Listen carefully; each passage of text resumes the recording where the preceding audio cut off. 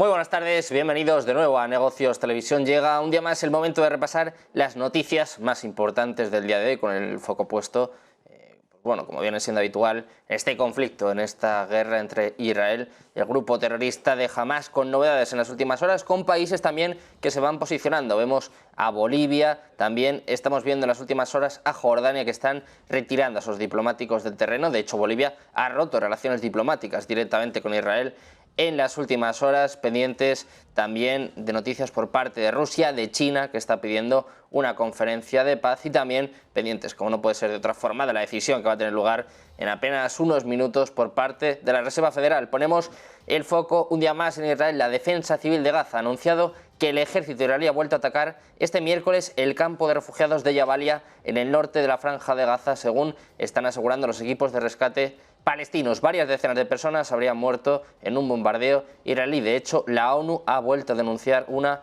nueva atrocidad en Gaza. El ministro de Salud de Gaza también asegura que hay decenas de muertos. La Defensa Civil del territorio palestino, dirigido por Hamas, afirman que este nuevo bombardeo habría matado a familias enteras, aunque todavía no se disponen de cifras independientes. Este ataque se apunta que ha causado una destrucción generalizada en el campo, donde varios edificios han sido demolidos, según imágenes de Associated France Press. Además, el jefe de Asuntos Humanitarios, Martin Griffiths, ha denunciado este bombardeo y lo ha descrito como la última atrocidad que golpea a la población de Gaza.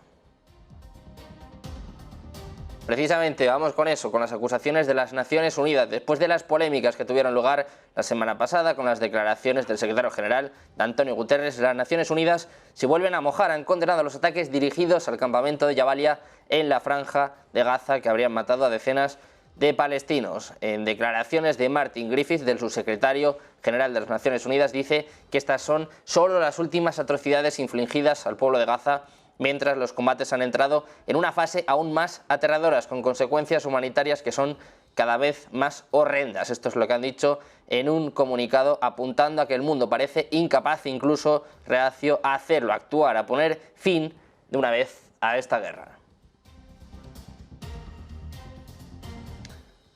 Seguimos con más noticias, volvemos a poner el foco en Israel y en este caso en su primer ministro, Benjamin Netanyahu. Mientras los funcionarios están anunciando que hay 12 soldados que han muerto en los combates en Gaza desde el inicio de la guerra, el primer ministro Netanyahu ha emitido una declaración de condolencia. Dice que estamos en una guerra muy difícil, que será una guerra larga, pero que ya hay algunos logros importantes, pero también algunas pérdidas dolorosas. Además, Netanyahu ha dicho que saben que cada uno de sus soldados es un mundo entero, que toda la nación de Israel les abraza a ellos, a sus familias, desde el fondo de su corazón. Dice que todos están con ellos en un momento de gran dolor. Además, también el propio Netanyahu ha terminado diciendo que sus soldados han caído en una guerra injusta, pero que es la guerra por su hogar, y además ha prometido a los ciudadanos de Israel que van a complementar y que van a completar el trabajo. Dice: seguiremos hasta la victoria.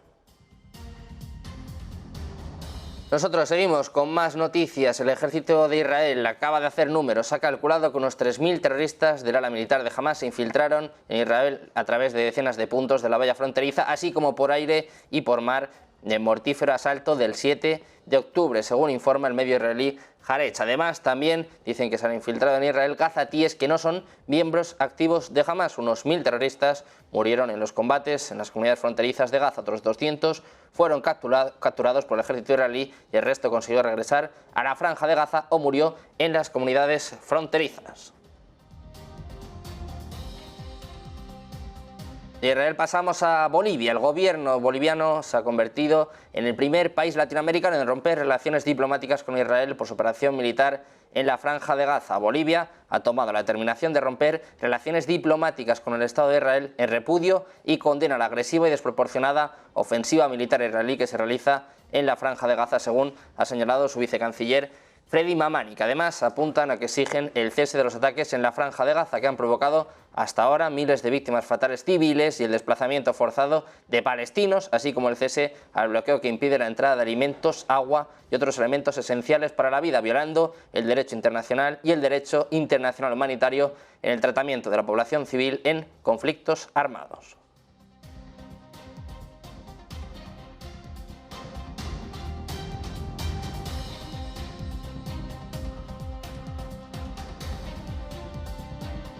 Y ya tenemos reacción por parte de Israel de esta decisión de Bolivia de cortar lazos. Dice Israel que es una rendición al terrorismo y al régimen del ayatolá en Irán. Dice que al dar este paso el gobierno boliviano se está alineando con la organización terrorista de Hamás, que masacró a más de 1.400 israelíes y secuestró a 240 personas. Israel condena el apoyo al terrorismo de Bolivia, que continúa además diciendo que da fe de los valores que representa el gobierno boliviano. Eso sí, también añaden, matizan que las relaciones bilaterales han estado carecidas de contenido de todos modos desde que el actual gobierno llegó al poder.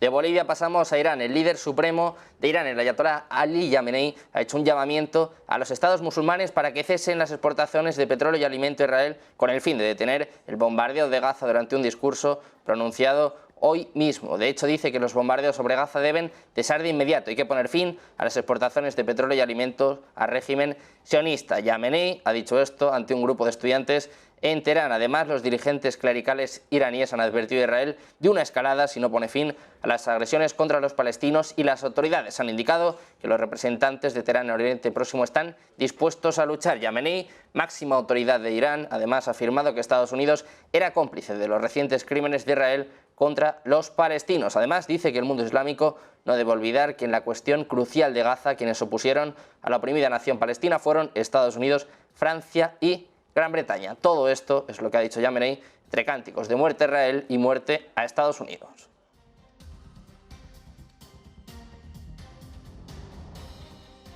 Seguimos con el foco puesto en Irán, que amenaza con intervenir en la guerra de Gaza, ya que considera su hogar toda la región. Irán ha insinuado hoy mismo que podría intervenir en el conflicto de Israel con Gaza si no se alcanza pronto un alto el fuego, ya que considera que toda la región es su hogar. El ministro de Relaciones Exteriores iraní, Hossein Amir Abdollahian, ha estado de visita en Turquía en el día de hoy y ha hecho esta amenaza velada. Dice: esta es nuestra región, nuestro hogar, y no esperaremos el permiso de nadie para tratar con lo que ocurre en nuestro hogar. Además, también apunta que los grupos anti-israelíes pueden considerar un movimiento sorpresa que podría alterar la situación. Dice que la región está al borde de una decisión importante y decisiva, y además también dice que Estados Unidos e Israel pueden ser responsables de la expansión de la guerra. Y de Irán pasamos a Jordania, que ha llamado a su embajador en Israel en protesta por la conducta de Jerusalén en la guerra contra Hamás. Esto es lo que ha anunciado el Ministerio de Asuntos Exteriores en Amán. De hecho, el ministro de Jordania, Arman Safadi, también ha notificado al Ministerio de Asuntos Exteriores de Israel que no debe enviar de regreso al embajador israelí en Amán, que se fue debido a precauciones de seguridad al comienzo de la guerra. Safadi ha dicho que esto va a permanecer en vigor hasta que termine la guerra y la crisis humanitaria en Gaza. De Jordania pasamos al Líbano. El primer ministro interino del Líbano ha dicho que el tiempo es esencial para evitar que la guerra entre Hamás e Israel se salga de control y afecte al Líbano y a la región en general. Al parecer, Najib Mikati ha estado luchando con gobiernos internacionales para mantener al Líbano alejado de la guerra, mientras los terroristas del grupo Hezbollah han estado disparando cohetes y misiles hacia Israel desde el inicio de la guerra el pasado 7 de octubre. Hasta ahora los enfrentamientos se han limitado principalmente a zonas a lo largo de la frontera. Sin embargo, sus comentarios se producen días antes de que el líder de Hezbollah, Hassan Nasrallah, dé su primer discurso desde el inicio de la guerra, un discurso que tendrá lugar precisamente este mismo viernes. Pendientes de puntos clave, pendientes del cruce de Rafah, con decenas de titulares de pasaportes extranjeros atrapados en Gaza que están abandonando la franja cuando el cruce de Rafah hacia Egipto se ha abierto por primera vez desde el devastador ataque de Hamás del pasado 7 de octubre, aunque es cierto que han ido pasando convoyes de ayuda desesperadamente necesaria entre Egipto y Gaza. A la gente no se le ha permitido cruzar hasta ahora. Se espera que unos 400 extranjeros con doble nacionalidad abandonen Gaza en el día de hoy. De momento sabemos que al menos 320 titulares de pasaportes extranjeros han cruzado Egipto desde Gaza en la primera tanda de evacuaciones por el paso de Rafah.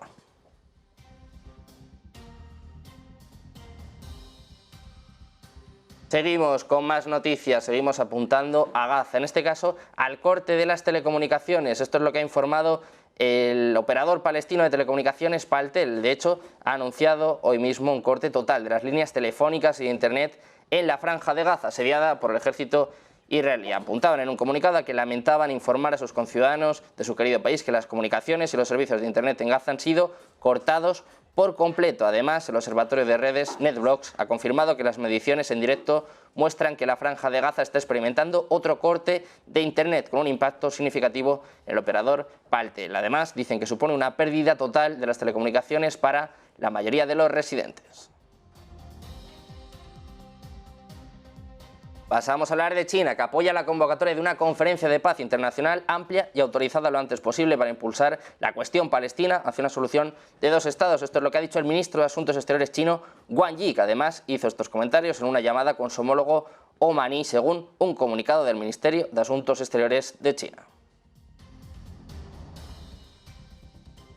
De China pasamos a Estados Unidos. El presidente estadounidense Joe Biden vetaría un proyecto de ley republicano de la Cámara de Representantes para proporcionar ayuda a Israel, pero no a Ucrania, que incluye recortes en la financiación del Servicio de Impuestos Internos si fuera aprobado por ambas cámaras. Dicen que, a diferencia del paquete de seguridad nacional del presidente, este proyecto de ley no proporciona ayuda alguna a Ucrania y que este es un requisito urgente. La Casa Blanca afirmó además que la propuesta del Partido Republicano marca una ruptura con el precedente bipartidista al buscar recortes de fondos como parte de un paquete de emergencia de seguridad nacional.